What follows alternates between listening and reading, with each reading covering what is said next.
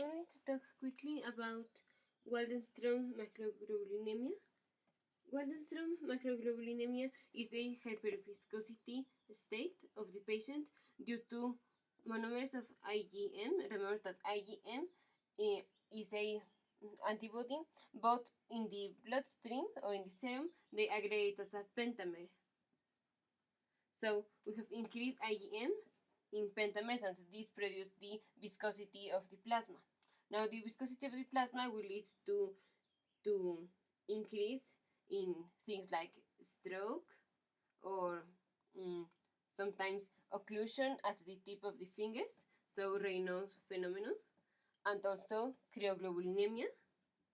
And because we have IgM, we would have complement activation that would lead to autoimmune hemolytic anemia, specifically called agglutinins.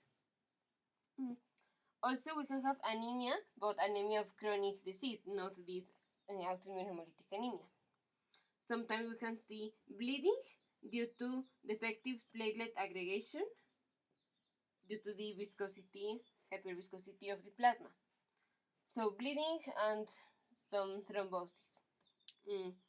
This patient will have more than 10% of plasma cells in the bone marrow, because the plasma cells are the ones that are producing the AGM. So we will look a M spike on electrophoresis, serum electrophoresis, and this M spike corresponds to IgM. And this disease is or has a precursor, the M. This is also a precursor of multiple myeloma, but usually more of multiple myeloma. But each patient with MGUS, we need to be checking constantly in order to be that is not transforming to Waldenstro macroglubilinemia or multiple myeloma. The bone marrow biopsy will sometimes show bodies. These are the plasma cell, and around the nucleus or surround the nucleus are a lot of IgMs.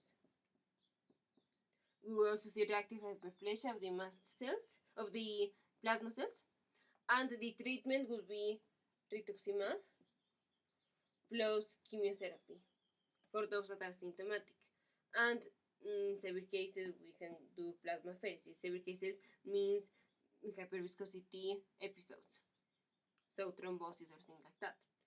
And sometimes we can use lenalidomide, bortezomib, and rituximab as we do in multiple myeloma.